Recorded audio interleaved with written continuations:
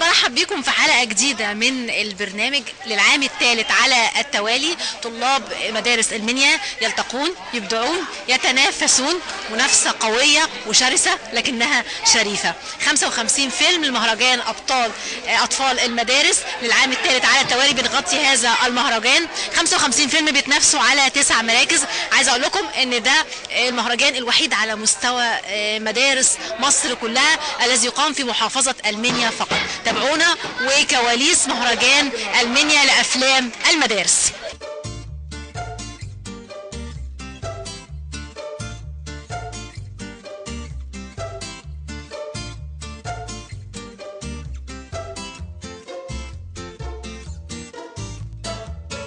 حب الدنيا بلاش ولا ثانية على الفاضي تعديها، اتعب حاول لما تحاول تاخد أحلى ما فيها، صدق حلمك بكرة هتقدر كل حاجة ممكنة،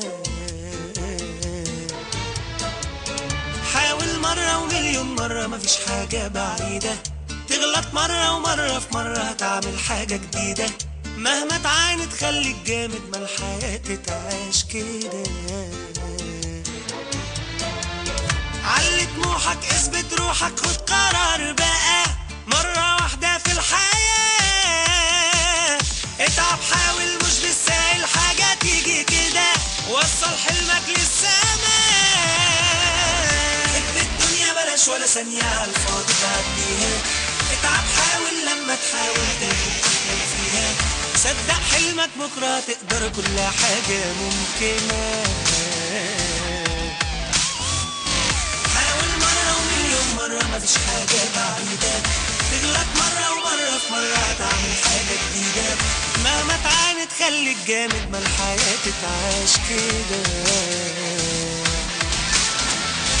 علي طموحك اثبت روحك خد قرار بقى مرة واحدة في الحياة، اتعب حاول مش بالسهل حاجة تيجي كده، وصل حلمك للسماء.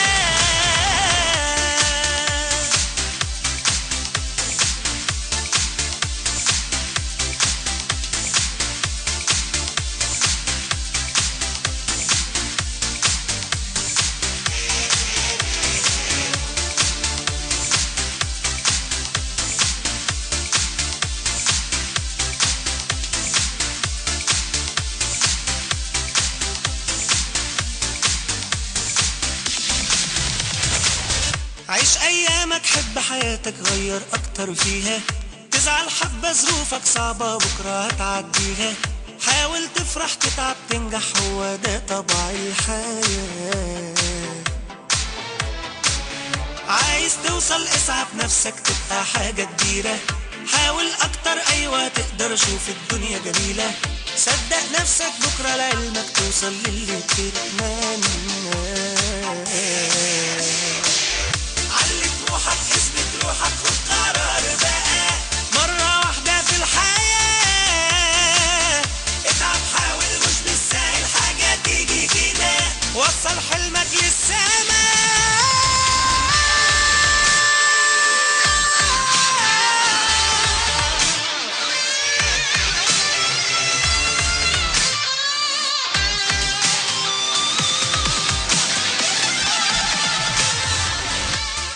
أصدقائي كان لنا هذا اللقاء مع لجنة التحكيم، يسعدنا يكون ضيفنا الأستاذ الكبير دودار طاهر. أهلا بحضرتك معانا ونورنا يا فندم. أهلا بيكي، أنا متنور بأضواء المنيا.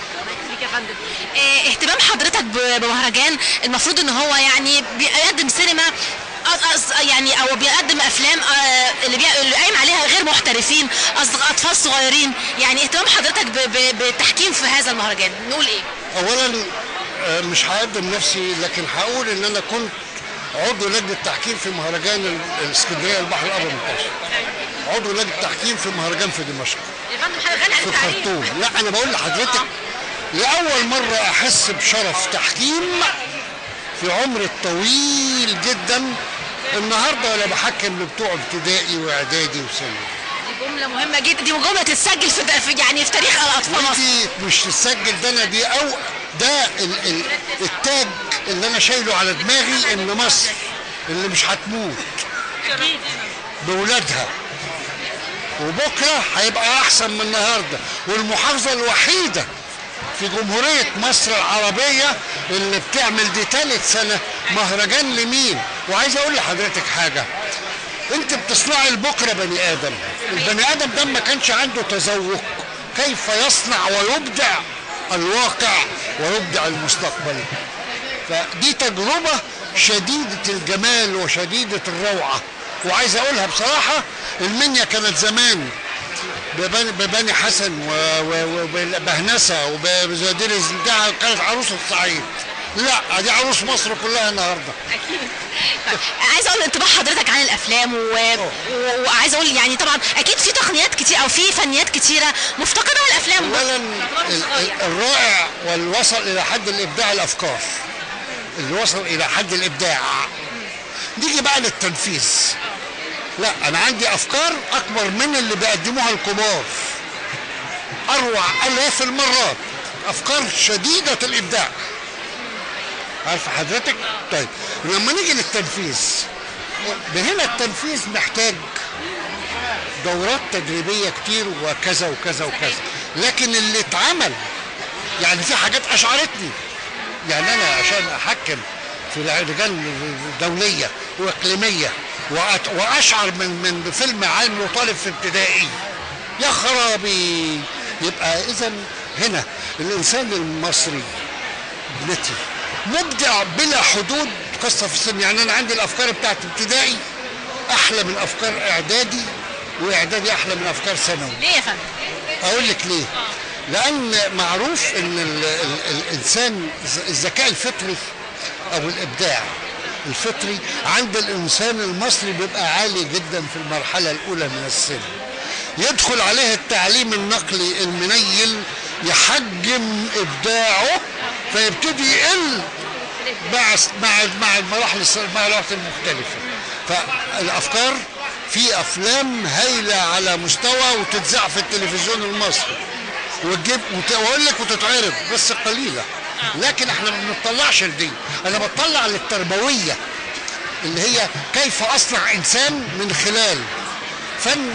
وفن ايه؟ فن السينما خليط، مش ما هوش رسم مصري، لا ما هوش مزيكا الواد بيعزف، لا ده فيه فن التصوير، فن الاضاءه، فن المونتاج، فن الاخراج، فن الحبكه. الله، ده حدوته ضخمه جدا، فمجموعه فنون. فكنت طالب في ابتدائي واعدادي وثانوي وصناعي وبتوع صناعي كمان، انا ذهلت من ابداع الاولاد، شيء يخلي الواحد يطير في السماء ويقول لك انا مصري، علشان الاولاد دول هم اللي قدموا هذا الشيء البديع. وعايز اقول لك حاجه، مصر بخير، وكل اللي يشوف الاعمال دي يطمن قوي على البلد، ان البلد دي فيها بكره باولادها رائع جدا، ورائع ايه؟ ابداعي. وما تنسيش حاجه، ان عظمه مصر في الطب والهندسه والفلك راجعه لفجر الضمير، والضمير تذوق، عشان انا ابديكي عني ده ذوق، صح؟ بس نشكر حضرتك جدا وسعداء بتشريفك لينا، وسعداء الحقيقه بالكلام اللي بتقوله عن اطفال المنيا واطفال مصر ومستقبل مصر. شكرا لحضرتك. عفوا يا بنتي، عفوا اشكرك، عفوا يا هاني، عفوا.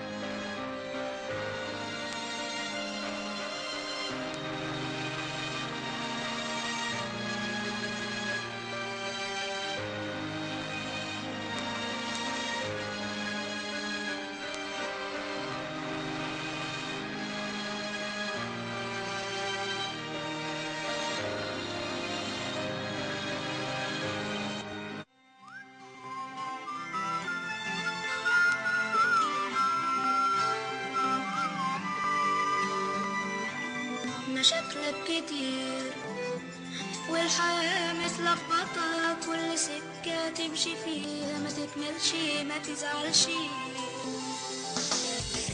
تبقى الفرصة قريبة والضعف فجأة من ايديك، عن الأسباب ما تسألش، ما تزعلش،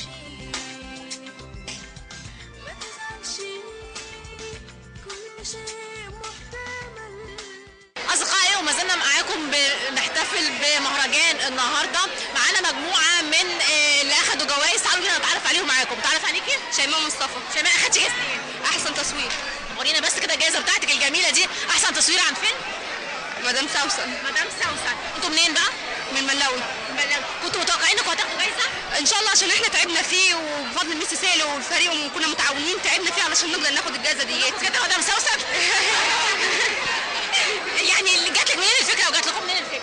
جات لنا فكره يعني لا الروتين في كتير في البلد، يعني مثلا كنت لسه في الدور الاول طلعوني الرابع ليه؟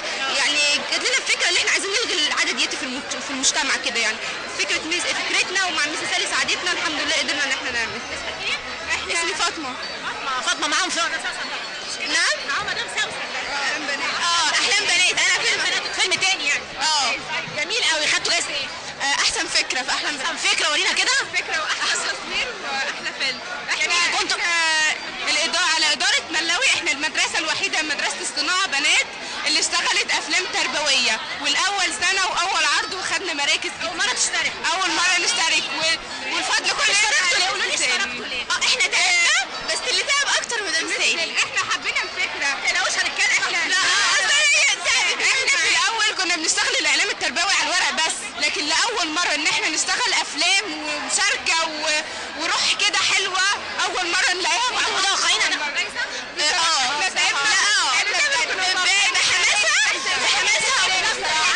عشان هم مصرين ان انا اصور مع حضرتك. يعني حضرتك شجعتيهم ازاي؟ قلت لهم ايه؟ اول مره تشاركوا مش كده؟ احنا اول مره نشارك. شفتوا السنه اللي فاتت؟ شفنا السنه اللي فاتت وانا وريتهم السنه اللي فاتت، وفي بنات كانوا حضروا معانا من النشاط الصيفي اصلا كان على الافلام التربويه. فشافوا الافلام وعجبتهم. لما جيت ابتدي ان احنا هنصور او هنبتدي نشتغل فكلهم حبوا الموضوع وكلهم اشتغلوا وكلهم كانوا يعني عارفه اسره واحده فعلا مع بعض يعني مع حضرتك كم واحده اشتركوا في الفيلم؟ حوالي 27 في كل الافلام اللي عملناها. احنا عملنا 6 افلام. كله 27 وكل واحد يبقى له دور. عدد البنات كلها في كل الافلام 27، لكن بس كل فيلم بيختلف عدده عن التاني. يعني حضرتك عايزه اقول ايه؟ يعني هم تلقوا الفكره ازاي؟ قالوا هنشتغل وهنكون رحبوا جدا جدا بيها يعني، واتبسطوا جدا من الفكره اللي احنا بقينا نقعد اليوم كله ندور على ايه الفكره اللي عايزينها، هنتكلم عن ايه، طب نبتدي نكتب ازاي، نرتب السيناريو بتاعنا ازاي. فهم كلهم كانوا حابين، كلهم كانوا بيجيبوا افكار ويجيبوا لي ورق وعندنا افكار كذا، فكل يوم يعني. عدلتوا الفكره كم مره؟ عدلتوها كم مره؟ لا مش كتير، حتى واحنا بنصور كنا بنعدل مشاهد يعني. في كل واحد بتبقى جواه حاجه بتطلع تلقائي في التصوير، بس احنا عايزين ادوات ايه؟ صورتوا في قد ايه؟ صورنا في قد ايه؟ يعني الفيلم ممكن ياخد معانا اسبوع بالكتير، بس ايه بيطلع. قد ايه يعني صورتوا قد ايه؟ يعني التصوير بتاعنا مثلا بياخد وقت احيانا بياخد وقت ونعيد كلكم تطلعوا. عايزاكم كلكم تشوفوا كل يوم اجتماع. كل يوم اجتماع تصوير. في البيت كانوا متقبلين الكلام ده ولا هتعطلونا عن المذاكره؟ في البيت طبعا عارفين كل حاجه لها وقتها، تنظيم الوقت طبعا ليه دور كبير. انتوا متوقعين تاخدوا جايزه؟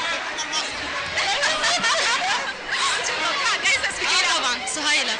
متوقعه جايزه؟ اكيد طبعا عشان احنا تعبنا. طب ما في ناس كتيره كانت معاكم ما خدتش جوائز. ما احنا تعبنا وربنا ادانا على قد تعبنا، بس كل واحد بياخد الحاجه اللي يستاهلها. جميل قوي. احلى حاجه في الفيلم ايه؟ او احلى حاجه في التجربه اللي انتوا عملتوها النهارده كانت ايه؟ استفدنا منها كتير، وان احنا تعاوننا مع بعض، وانا ما كنتش اعرفهم وتعرفنا على بعض كلنا. مرام احسن حاجه ان انتوا مع بعض. وايه كمان؟ في التصوير لعب برضه وهزار، ومهما بنشتغل بس برضه تعبنا كتير وقضينا ايام كتير بس هي مش علاقة أستاذة وتلاميذ عندها، ده علاقة أخت كبيرة وبناتها بصراحة ربنا. عمري ما فكرت ان هدير اشتركتي معاهم في ايه؟ في الفيلم أحلام بنات. احلام بنات. كنتش متوقعه جايزه؟ أيوة لأن هو فيلم يستحق. ايوه. طب شفتوا افلام تاني في المهرجان ولا فيلمكم بس؟ لا شفنا أفلام كتير بس وكده من المهرجان. هم بيقدموا فكرة بس عجبتنا، بس احنا اكتر. لا يعني احنا فاكرينكم عملتوا فيلم احلام بنات، والحقيقه يعني حتى لجنه التحكيم اشادت بالفيلم. دكتور حسن علي وانا بستدي معاه اشاد بالفيلم، قال لك الفكره يعني فكره جديده. انتوا فعلا دي احلامكم يا بنات؟ ايوه طبعا. عنده حلم وعنده طموح. لا كل واحد عنده حلم، بس هي فعلا دي احلامكم ان انتوا تعملوا مشاريع وان انتوا تنجحوا بالمره. طبعا بس احنا ما كناش لاقيين امكانيات يعني، والتصوير كنا بنصور بالموبايل، الصوت والاضاءه وكده، لكن بصراحه اللي كان ليه دور مش لاقيين امكانيات، بس عارفه كونك عملتي حاجه حلوه وتاخد جايزه من غير امكانيات ده نجاح كبير. ده معناه ان انت ده حضرتك بيطالبك بقى بحاجه مهمه جدا، ان انت لما تطلعي الحياه من غير امكانيات لازم تحفري في الصخر ولازم تنجحي. ماشي انا مع حضرتك انا، بس احنا المدرسه الوحيده في ملاوي كلها، بس احنا برضو لو في امكانيات وفي ادوات وفي خامات وفي وقت وفي جهد ممكن كانت طلعت كواليتي اعلى من كده. هتعملوا ايه النهارده ان شاء الله؟ لا احنا هنروح نحتفل. بصي انا عايزه اقول حاجه، يعني المصور بتاعنا دايما في اغلب الافلام كانت هناء بموبايلها يعني بص كنت بطلع عينيها نعيد المشهد وقف الناحيه دي وقف الناحيه دي، لان كنا بنصور بموبايل واحد بس، لان اختلاف الموبايلات بيبقى عمل الصوره مش حلوه. فكانت هي واقفه معايا في كل الافلام، جايباها معايا. تعالي بقى المصور ده كنت تيجي اقف قدام المصور بتاعنا المصور بتاعنا اهو شايفاه. ايوه مدير التصوير بتاعنا. قولي لي يعني انت كنت بتصوري كنت شايفه ايه؟ كنت بتاخدي كادراتك ازاي؟ يعني بتعملي ايه؟ بتفكري ازاي؟ بفكر عادي يعني. كنت بعمل فيلم، بس السنه كانت بتساعدني برضو، تبقى اسمنا اول مره يعني نصور وكده، بس سعيده؟ ايوه جوي قوي. ليه؟ ايوه انا بعمل حاجه حلوه مش طالعه كده برضو. اول مره نعمل فيها كده. ايوه وكمان بص نجحنا احنا المدرسه الوحيده بس اللي في ملا وهي اللي فازت كده. قولوا لي الحمد لله انتوا خدتوا جايزه، بس لا قدر الله لو ما كنتوش خدتوا جايزه هتشتركوا السنه الجايه. كان كفايه حاجه اللي ما بيننا، احنا اتعلمنا كتير خالص، احنا مش عملنا هتشتركوا السنه الجايه ان شاء الله. يا جدعان هتشتركوا السنه الجايه ان شاء الله. احنا معاها لو بنفس الروح الجميله اللي بينكم. بتمنى لكم كل توفيق والف مبروك ليكم. شكرا ليكم.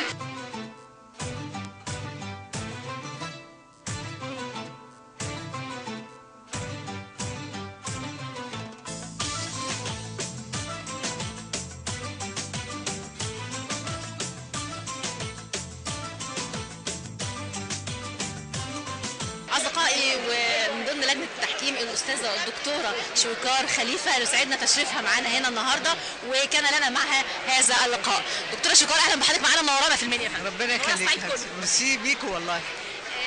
يعني دكتورة شويكار خليفة اسم كبير، اسم غني عن التعريف، بس أنا عايزة أقول لحضرتك وجودك في مهرجان لأطفال وأفلام صغيرة جدا، أفلام عايزة أقول يعني طبعا هو ما هماش محترفين، بتفتقد كتير من الفنيات، ده معناه إيه وبيقول إيه؟ بصي اولا قبل اي حاجه عاوز اعمل لك تصحيح، انا مش دكتوره، انا فنانه ده جميل. مخرجه افلام كرتون وافلام تسجيليه، وكنت حضرتك غنيه عن التعريف. لا العفو، بس انا مش دكتوره. ماشي. دلوقتي انا ما اقدرش اوصف لك انا مر عليا تجارب شكلها ايه وكتير ازاي، وحاجات حلوه قوي وحاجات تعدي. يعني التجربه دي اول ما جات لي قلت اهو يعني هشارك واشوف. اول ما ابتديت اتفرج وفتحت الفلاشه طلبت الاستاذه عبير المسؤوله عن المهرجان، قلت لها ايه اللي انت عملتيه فيا ده؟ ايه اللي انت عملتيه فيا ده؟ فالست اتخضت، قالت لي في ايه؟ قلت لها انت مش معقوله، انا مش قادره اصدق. قالت لي في ايه مدام شويكار؟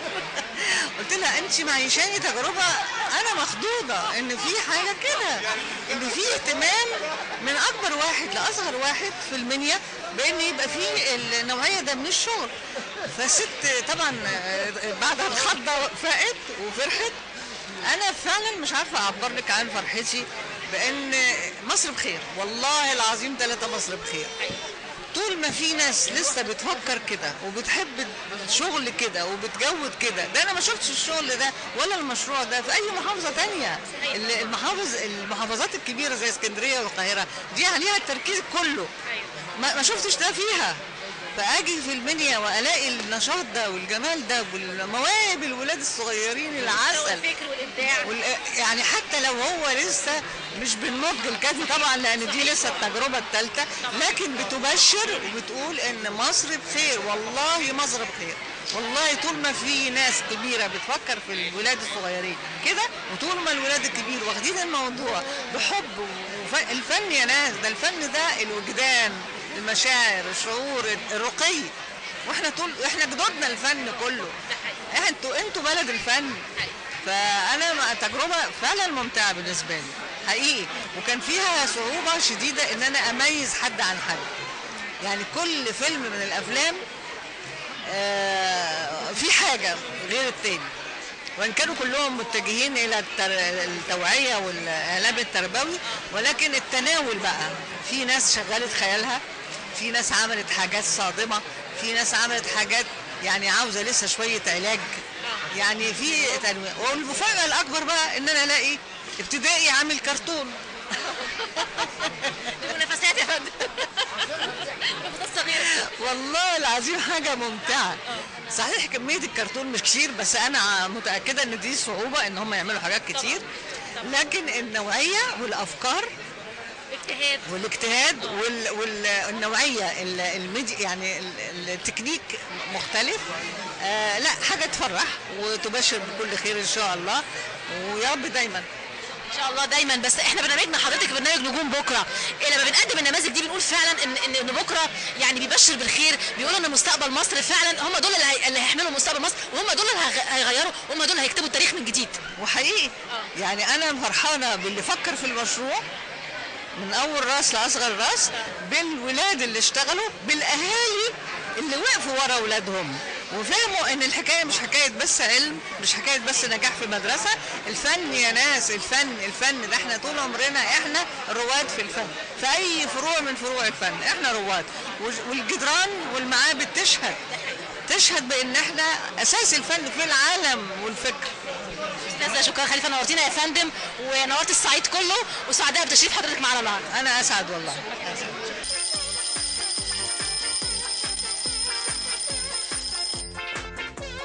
الساعة 8 اتأخرت على المدرسة.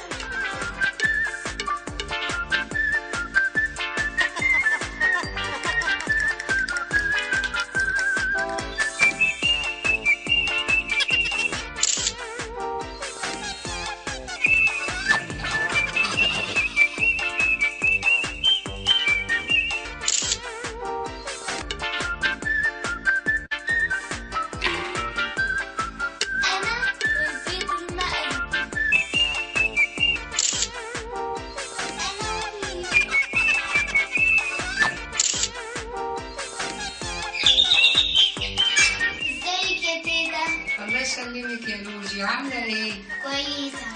من امتى خدنا صورة سيلفي؟ من يجي 17 ساعة كده. لازم نصلح الأمر.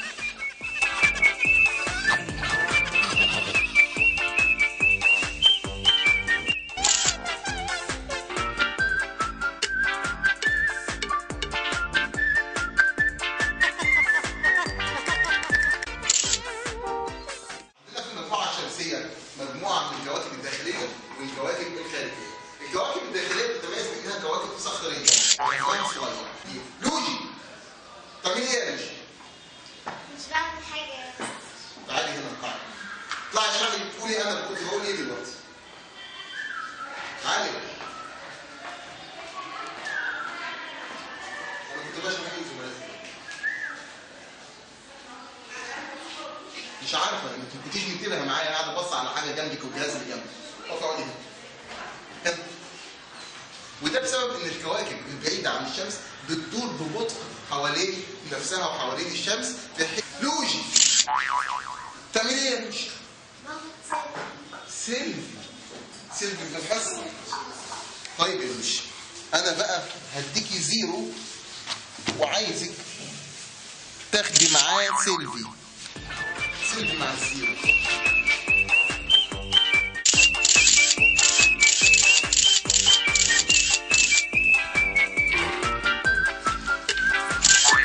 أصدقائي ورجعنا لكم بعد الفاصل. أكيد المجهود والتعب لما بيقلل بالنجاح وبناخد جايزة أكيد بيبقى له طعم تاني خالص. معانا مجموعة من الأصدقاء بنتعرف عليهم معاكم. ألف مبروك ليكم. تعرف عليكم؟ بشوي مدحت نظير. خدت جايزة إيه؟ افضل حاجه. أفضل حاجة يعني إيه بقى؟ اللي هي افضل فكره في الفكره الحلوه في الفيلم. جميل. وأنت خدت جايزة اسمك إيه الأول؟ اسمي اياد محمد. إياد خدت جايزة إيه؟ افضل مونتاج. أفضل مونتاج. طبعا ألف مبروك يا أستاذ معتز، إحنا سجلنا مع حضرتك بس بنسجل معاك بعد النجاح بقى. إن شاء الله. عندكم المدرسة كلهم بالمدرسه بالمزار رسميه متميزه للغات. جميل. مبروك يا ست سيلفي. مش كده؟ مش زي افضل فيلم. بصي انا شايفاكي وانت متوتره جدا وحاطه ايدك كده وكنت قلقانه وخايفه. كنت عامله ازاي؟ مش فاكره شكلك كان عامل ازاي، مش عارفه. كنت منتصره الجايزه؟ طب جميل. اسمك ايه؟ كليوباتير يوسف. خدت عن ايه جايزه ايه؟ فيلم بهلول. فيلم بهلول. خدت جايزه ايه؟ خدت افضل مونتاج. استاذه اتفضلي. مس انجي اخصائيه الاعلام معاهم في المدرسه. اهلا بحضرتك. اهلا وسهلا بحضرتك. كنت منتظره الجوائز دي كلها يا استاذه؟ لا والله هي حاجه فرحتنا صراحه، كنا متوقعين جايزه يعني اكتر من جايزه، كانت مفاجاه حلوه يعني. عبير سيد مديرة مدرسة بني مزار الرسمية المتميزة للغات. اهلا بحضرتك، الف مبروك. حضرتك منتظره الاولاد كانوا حصدوا الجوائز دي كلها؟ اكيد على قد التعب اللي تعبوه وعلى قد الشغل اللي اشتغلوه، خاصة اخصائيين الاعلام اللي عندنا متميزين جدا جدا، والولاد عندهم افكار جميلة وعندهم روح كده ان هم يعملوا حاجة جديدة ومتميزين جدا في الانشطة. مدرستنا متميزة جدا في الانشطة، خاصة النشاط الاعلامي التربوي. شاركتوا السنة اللي فاتت يا استاذة ولا السنة من اول سنة؟ من خدتوا جوائز كده ولا؟ اخدنا قبل كده مع فيلم كالوبيزو. اخدنا. بس ده بيعمل عليكم بقى، يعني عايزه اقول عبء اكبر ان انتوا ان شاء الله نجتهد اكتر عشان ناخد جوائز. دليل على كده ان الجائزة اللي كانت السنة اللي فاتت بقت تالتة، فكده احنا قد المسؤولية يعني.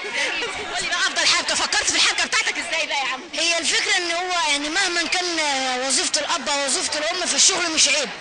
ان انا ابقى طفل صغير واشتغل اي شغلانة دي مش عيب. ان انا مثلا اشتغل ميكانيكي، اشتغل نجار، ده مش عيب. ان انا يبقى والله مثلا مهندس او دكتور واشتغل اي شغلانة، الشغل مش عيب. انت فكرت في كده لوحدك؟ كنت انا والمستر ساعدني برضه. طب جميل قوي. انت ده فكرك انت يعني انت مقتنع بالكلام ده؟ طبعا. جميل قوي. يعني ان انا يبقى اطلع مع اصحابي وغير المصروف اللي انا باخده من بابا يبقى معايا فلوس ان انا اللي انا واخدها من الشغل بشتري اللي انا عايزه، بلبس اللي انا عايزه، ما فيش حاجه بتقف قدامي. يعني انت لو جالك شغل هتشتغل؟ طبعا. انت تدرس بس وهتهمل في دراستك؟ لا دراستي اول حاجه. جميل قوي. انت يعني حاجه جميله جدا. انت بقى منتجت، كان فيلم ايه اللي خدت له افضل مونتاج؟ فيلم بهلول. بهلول. منتجت ازاي؟ احكي لي عن المونتاج. المونتاج ده صعب مش سهل على فكره. احكي لي بقى.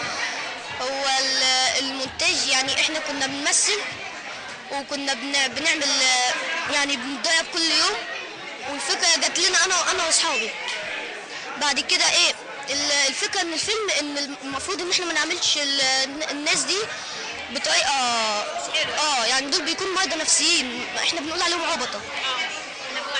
عبطه.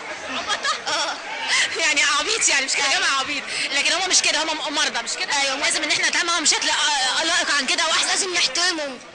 جميل قوي. خد منك المونتاج قد ايه؟ اسبوع. ما اهملتش في مذاكرتك طبعا اكيد، ولا بابا وماما كانوا مش هيوافقوا ان احنا نكمل؟ ايوه مش كده؟ صح. طيب استاذ معتز الف مبروك. ويعني طبعا الفيلم اتعرض على الجميع هنا، كلنا شفنا الفيلم. يعني انت كنت فعلا متوقع ان هتاخدوا جايزه، ولا كنت متوقع الجوائز دي كلها؟ والله ممكن يكون كم الجوائز هو اللي مش متوقعينه، بس احنا السنه دي اشتغلنا كويس جدا. احنا ثالث سنه نشتغل مش اول سنه. خدنا جايزه في اول سنه وخدنا جايزه في ثاني سنه، بس ما عجبناش مستوى ان احنا ناخد جايزه وخلاص. احنا مدرسه متميزه دلوقتي بقى ناخد اكتر من جايزه. كمان فرق معانا جدا الاستاذه عبير اللي هي مديره المدرسه لما جت السنه دي سهلت لنا كل شيء، فابدعنا اكتر، العيال انطلقوا اكتر، سهلت لنا وقت نقدر نشتغل بيه في الحصص، العيال بدات تطلع بسهوله شويه، سهلت لنا ادوات التصوير من كاميرا وغيرها، كله كان المدرسه الصراحه وقفت جنبينا، فالابداع ظهر اكتر. في الاول كنا بنشتغل وشويه الناس مش عارفه احنا بنعمل ايه بالظبط، لكن لما بدا الناس تفهم الشغل الكل تعاون مع بعض. الطلاب دول طاقات اتفجرت لما كل سنه بيشوفوا افلام بتتعمل، بدا كل يوم يجوا للمجموعه العيال حتى لما كانوش بيشاركوا في الاعلام، عايزين نشتغل في الاعلام، عايزين نمثل، عايزين نصور، عايزين نمنتج، دربني على الكاميرا، بتصور ازاي بالكاميرا، طب ازاي بتقطع الفيديو دوت، طب ازاي ممكن استخدم البرنامج، حتى اسامي برامج بروفيشنال انا نفسي اوقات ما كنتش اعرف عنها حاجه، الاقي طالب بيسالني عليها. يعني عندنا حتى في لوباتير في المونتاج كان بيجي يقول لي انا بستخدم برنامج مثلا ادو بريمير، طب ادو بريمير احسن ولا الفيجاس؟ بداوا يكلموني في امور تقنيه. طبعا الانترنت والسوشيال ميديا خلوا فيه مساحه واسعه جدا انه يجيب معلومات من غير المدرس. انت مختلف تماما عن كل الاجيال. احنا بعد حتى في الافكار احنا بقينا ناخد الافكار منهم مش نديهم الافكار، هي البنت تجيلي بالفكره. هو في لوباتير قعد ربى شهر مثلا حوالي 3 شهور عشان يصور فيلم بهلول، عشان يعمل شخص المريض النفسي بالشكل ده، هو اللي ابدع بالشكل ده. انا ما قلتلوش ربي شعرك، هو ربى شعره وجه اتكلم معايا، انا بس عمليه تنفيذ بس مش اكتر. جميل جدا. استاذه يعني انا عايزه اقول بقى ان الاقبال على الاعلام التربوي بعد كده او النشاط ده هيبقى اكتر بكتير جدا ان شاء الله باذن الله. احنا هنبتدي نستعد من دلوقتي ان شاء الله لمشاركه السنه الجايه. ده من بكره. اصلا احنا في حاجات جاهزه عندنا، يعني اولاد مجهزينها ان شاء الله المهرجان الجاي باذن الله. لا ده هم مجهزين السيناريوهات بتاعت المهرجان الجاي باذن الله ان شاء الله، لان هم حبوا الفكره وحبوا ان هم يشاركوا، ولما بيجوا يحضروا المهرجان بيبقى حاجه مشرفه والاولاد بيتبسطوا جدا ويفرحوا باليوم، فبيبقوا ناس اي طفل بيبقى نفسه يشارك مع زملائه. يعني الى اي مدى نقدر نقول ان احنا بنحقق اهداف الاعلام التربوي، ان احنا بنشارك النهارده وبنحصد جوائز، وان احنا يعني بيكون لنا دور كبير في فرحه ناس كتير حتى على الاقل. والله اكبر حاجه بتسعدنا فعلا، واكبر حاجه يعني اكبر رساله احنا فعلا بنديها للاولاد ان احنا فعلا بنعدل من سلوكياتهم. يعني كذا طالب وكذا طالبه من اللي شاركوا معانا في الافلام، من كل الرساله اللي بنقدمها من خلال الفيلم الطالب فكرته بتتغير لما بيحس ان هو بقى متشاف، وان هو بقى ستار، وان هو افلامه بتتعرض عندنا في الاستوديو، والولاد بيشوفوه، المعلمين بيشوفوه وبينتقدوه ويقولوا بيعمل كذا، فايه بيحس ان هو دايما تحت الميكروسكوب، ان هو دايما متشاف، فهو حابب ان هو يعني يظهر بشكل كويس، فبيغير من سلوكه، يخلي دايما سلوكه دايما ايجابي مهما كان بيخطئ او اي حاجه، بحس ان هو تحت النضاره. فده فعلا يعني ده فعلا عدلنا سلوك ولاد كتير الحمد لله رب العالمين. حلو قوي. قول لي بقى، تعالي انا بس هتكلم معاها الاول. تعالي كده حبيبتي، قول لي بقى، انت ربيت شعرك وعملت حاجات كتير قوي، تعالى بص كده. يعني الفكره جات لك ازاي ان انت تعمل حاجه بالشكل ده؟ انا من كتر ان انا بشوف الناس في الشارع بتتعامل بالطريقه اللي هي مش مناسبه، فانا كنت بربي شعري في عادي، فرحت قلت لمستر معتز، قلت له يا مستر ايه رايك لو عملنا فكره واحد مثلا مريض نفسيا او عقليا، وقلنا له وهنجيب حد هيبقى في الاول خايف منه مثلا او كده، وهيجي بعد كده هيدرك ان هو خلاص بالنسبه له عادي، وان هو يقدر يساعده بعد كده. فهو فكره الفيلم اللي هو مثلا انا ببقى عملت فيها بهلول وكنت مربي شعري. طبعا قعدنا فتره عقبال ما سعيد بالدور ده؟ يعني انا وصلت رساله. انا قلدت حد معين بالشكل ده، ولا انت يعني بدات تبتكر افكار في دماغك؟ لا، هو مش تقليد، لا انا يعتبر من كتر دراسه المسرح فهو بدات انا اطلع لوحدي بس. مبروك يا ستي الفوز. انا سجلت معاكي قبل الجايزه، بس انا شايفاكي بقى وهما بيوزعوا جوائز كنت متوتره جدا. شفتي الشكل كان عامل ايه؟ كنت محتاجه سيلفي فعلا وانت بقى بالشكل ده. بس يعني انت الفيلم كان جميل جدا والكل كان مبسوط بيه، وبصراحه ادائك كان حلو قوي. احنا شفنا طبعا الفيلم وهو اتعرض علينا، يعني وانت بتتفرجي على الفيلم بقى كنت شايفه نفسك قلتي انا غلطت في كده، ولا كنت مبسوطه بنفسك بصراحه بقى؟ كنت مبسوطة ما قلتيش مثلا عندي غلطة كذا، أو لا ده أنا كويسة كذا، كنت عملت كده، ولا ما قلتيش كده؟ لا ما قلتش خالص. مبسوطة من نفسك يعني؟ 24 ساعة، سواء كنت دكتور أحمد زويل أو كنت كابتن محمد أبو تريكة أو ست بتدير شؤون بيتها، كلنا عندنا 24 ساعة بس في اليوم، وطلبات وأعمال وأهداف أكبر بكتير من الوقت المتاح. وهنتكلم دلوقتي عن 5 خطوات أساسية عشان نقدر ندير وقتنا بفاعلية. الخطوة الأولى، راقب وقتك، تراقبه تشوفه هو بيضيع فين. هات ورقة وقلم وقسم الورقة 3 خانات، الوقت من الوقت حتى وكنت بعمل ايه في الوقت ده، وابدأ اكتب كل حاجة بتعملها في اليوم من الساعة كام للساعة كام بالظبط. يعني من 12 بالليل ل 8 الصبح كنت نايم، ومن 8 الصبح ل 8 وربع بتدلع على السرير ماسك الموبايل وفاتح الفيسبوك، من 8 وربع ل 9 الا ربع بجهز عشان انزل الشغل. وافضل اكتب يومك كله وتنفذ الخطوة دي لمدة يوم واحد أو يومين بس. الخطوة التانية، حط خطة يومية لليوم، to do list يعني. تاني جداول، مفيش بني آدم ناجح في تنظيم وقته في العالم كله مش بيستخدم نوتة عشان يحط خطة يومية للحاجات اللي وراه. هات نوتة صغيرة خليها دايما في جيبك، اكتب فيها أول اليوم كل الحاجات اللي المفروض تخلصها، وكل ما تخلص خطوة طلع النوتة واشطب عليها. أو بلاش نوتة، خليها ابليكيشن على الموبايل، في 1000 ابليكيشن تو دو ليست على الموبايل وببلاش. جرب بنفسك وشوف إحساس إنك تشطب على كل حاجة بتخلصها. والأهم إنك عمرك ما هتنسى أي حاجة مفروض تعملها. طبيعي إنك ما تخلصش كل الحاجات اللي في نوتة، ولا يهمك انقلهم لليوم اللي بعده. الخطوة الثالثة، استخدم قاعدة 80-20 في كل أعمالك. عندك مليون حاجة تعملها كل يوم مستحيل تخلصهم، لكن 20% بس بتحقق 80% من نجاحك في حياتك. مثلا لو التو دو ليست بتاعتك كانت كده: شغل أو مذاكرة، تخليص ورق مهم في مصلحة حكومية، ترفيه، شراء هدوم عشان مناسبة مهمة، ممارسة رياضة. ال5 حاجات دول فيهم 20%، يعني حاجة واحدة بس هي اللي هتساهم في نجاحك بنسبة 80%.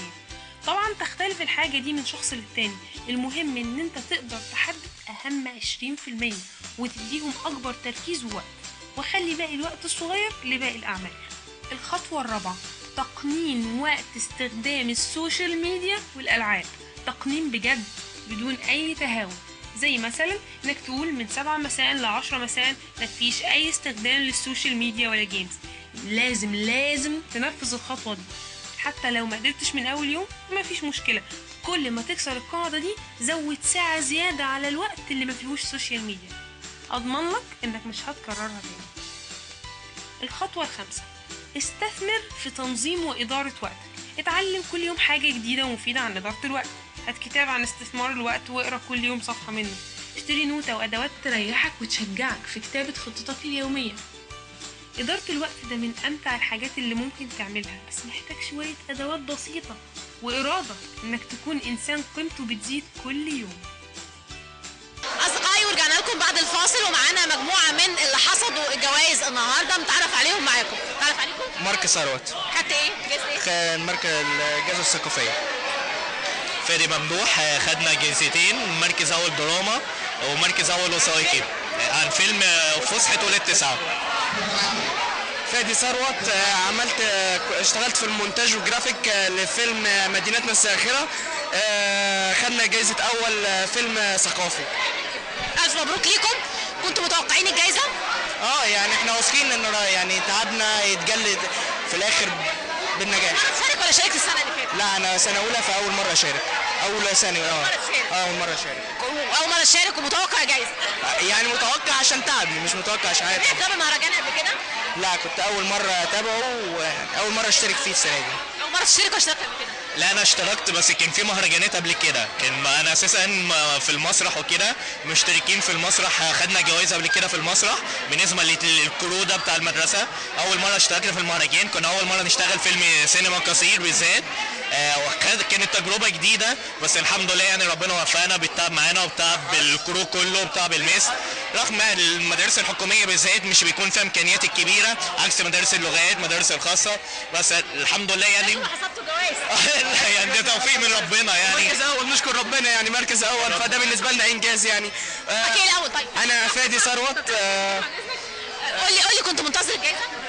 الحقيقه انا طبعا كنت منتظرها علشان تعب الواحد، يعني الواحد لما بيتعب في حاجه وخصوصا لما بيتعب جامد يعني، وانا كنت بسهر لحد الساعه 1 و2 في الليل عشان نخلص فيلم الجرافيك بتاع مدينه الساخره، فكان بالنسبه لي حته ان انا اخد الجائزه ده كان امل بالنسبه لي، وان انا خصوصا انا اول مره اشارك في المهرجان ومش فاهم عنه اي حاجه، يعني انا كنت داخل اول مره اشارك عنه، عارف قواعده وعارف قوانينه بس ما جربتش فاهم طريقه التحكيم بتبقى ماشيه ازاي، فعملت اللي عليا وكله بتوفيق من ربنا الحمد لله، اشكر ربنا. بس انا عايزه اقول لك، انا عايزه اتوقف عند كلمه فيلم وثائقي. الفيلم الوثائقي ده ما بيبقاش سهل ابدا، وبعدين عندك وقت قليل قوي وعايز تقول فيه اكيد حاجات كتيره قوي وعايز تنجز فيه حاجات كتيره قوي، يعني قول لي ده، احكي لي التجربه دي، عملت ايه؟ سهرت قد ايه؟ يعني احكي لي. هي الحقيقه حته ان كفيلم ثقافي يتعمل في الوقت قليل ده، انا كنت عايز انوه على حاجه معينه، ان الوقت بالذات بيبقى اكبر عائق بالنسبه لاي حد، بالذات لما بيشتغل على مونتاج او جرافيك او حاجه زي كده، لان خصوصا الحاجات دي بتبقى محتاجه وقت مفتوح عموما. بس فانا كنت بشتغل وتعبت، وبالنسبه لي التجربه كانت صعبه لحد كبير، خصوصا ان انا اول مره اعمل فيلم وثائقي. استمتعت بيها جدا جدا جدا، وهكررها باذن السنه الجايه، وان شاء الله هنجيب برضه فيلم وثائقي ولا هتعمل دراما؟ الاثنين، انا اشتغلت في الدراما، انا منتجت الدراما وعملت الجرافيك. حلاوه الكرو بتاعنا يعني فادي حتى في الفيلم اكيد اصدقاء ده اولا.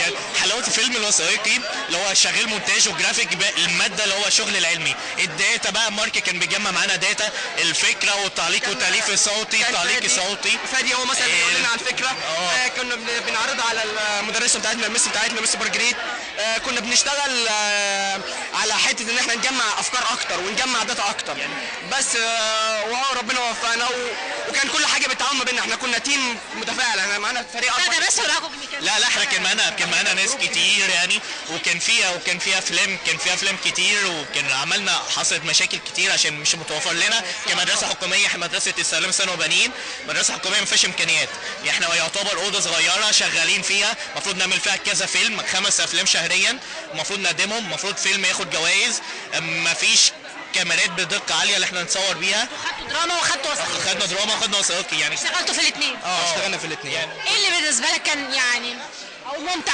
اكتر او كنت مبسوط وانت شغال فيه؟ الدرامي بيبقى ممتع اكتر، دراما. لا فيلم ولاد 9 فسحة ولاد 9 لا ما مسكتش فيه، انا كنت الكاتب بتاعه. لا انا كنت المخرج وكان مجمع الداتا، انا كنت اشتغلت المونتاج والجرافيك ليهم، وكنا كنت بعدل على الافلام لو في حاجات معينه، نقط معينه ما كانتش بتيجي. اللي بيكتب واللي بيخرج واللي بيجمع الداتا كلكم الجنود المجهوله، يعني المخرجين الممثلين بس هم اللي بيعملوا. لا هو نجاح رغم الصعوبات، رغم الصعوبات يعني قلة الامكانيات، ما فيش حاجات كتيره مساعدانا، فالنجاح صعب يعني. مشكله عدم تواجد كاميرات هاي ديفينيشن بالنسبه لنا، وان احنا نصور بيها ده كان عائق كبير بالنسبه لنا. احنا كنا بنصور بكاميرات الموبايل، يعني حاجه بالنسبه ما فيش امكانيات من المدرسه تساعدنا، المدرسه مش متوفر لنا امكانيات، في حاجات كتيره دفعناها من جبنا علشان نوصل نعمل الافلام ديت.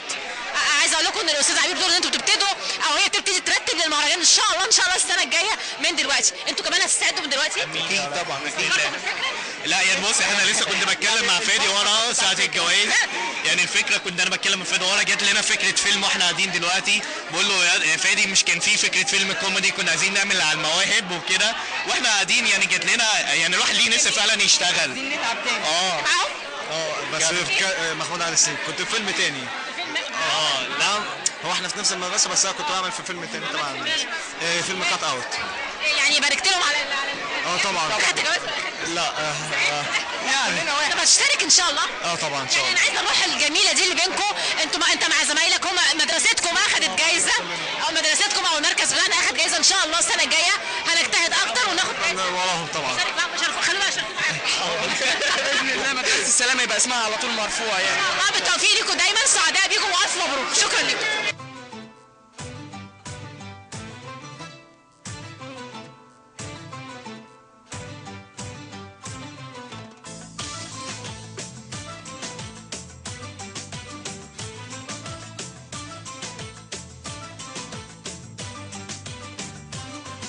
أصدقائي من خلال حفل المهرجان كان لنا هذا اللقاء والمخرج الفنان الأستاذ عمر عبد العزيز المخرج الكبير. أهلا بحضرتك معانا منور المنيا يا فندم. اهلا بيك يا فندم. انطباع حضرتك عن مهرجان لأفلام مدارس؟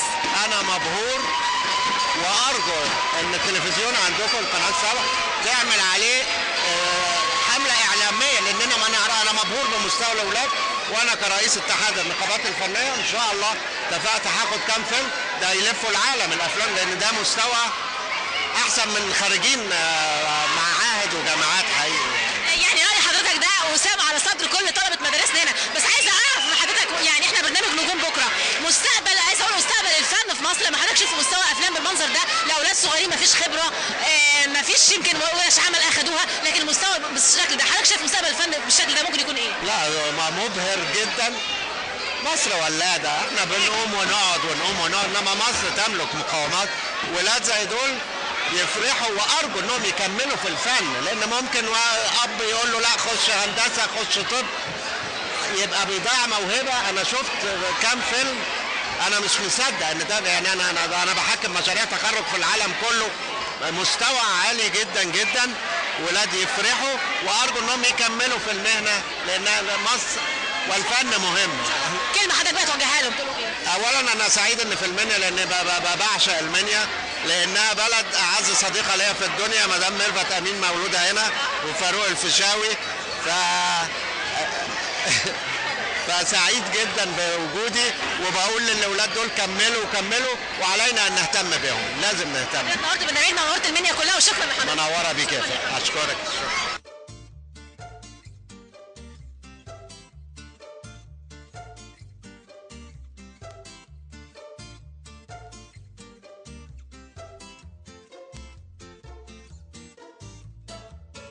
حب الدنيا بلاش ولا ثانية على الفاضي تعديها، اتعب حاول لما تحاول تاخد أحلى ما فيها، صدق حلمك بكرة هتقدر كل حاجة ممكنة، حاول مرة ومليون مرة مفيش حاجة بعيدة، تغلط مرة ومرة في مرة هتعمل حاجة جديدة، مهما تعاند خليك جامد ما الحياة تتعاش كده، علي طموحك اثبت روحك خد قرار بقى مرة واحدة في الحياة، اتعب حاول مش بالسهل حاجة تيجي كده، وصل حلمك للسماء، حب الدنيا بلاش ولا ثانية على الفاضي تعديها، اتعب حاول لما تحاول تاخد أحلى فيها، صدق حلمك بكرة تقدر كل حاجة ممكنة،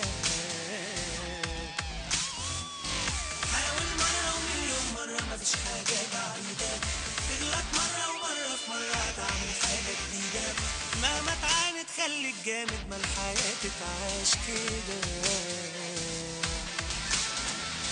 علي طموحك اثبت روحك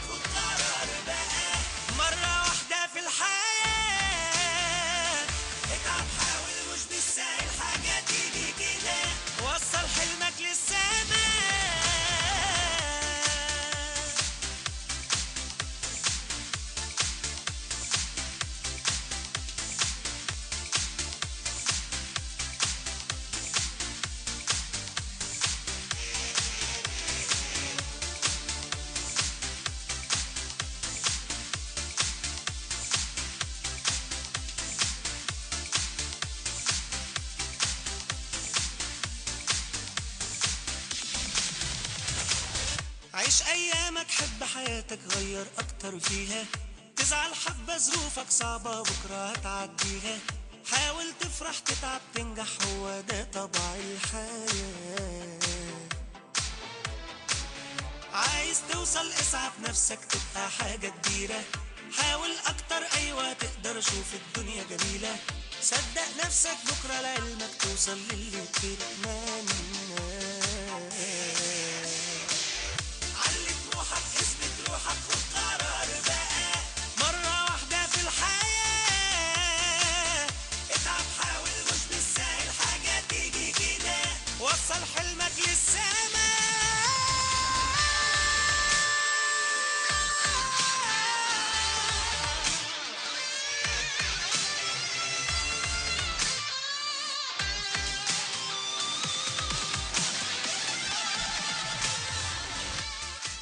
أصدقائنا كنا معا في مهرجان أفلام المدارس، تابعنا معا الكواليس، تابعنا معا لجنة التحكيم، شفنا الحقيقة المنافسة الجميلة والشريفة بين الأصدقاء المشاركين النهاردة. نشوفكم في حلقة جديدة من نجوم بكرة وإلى اللقاء.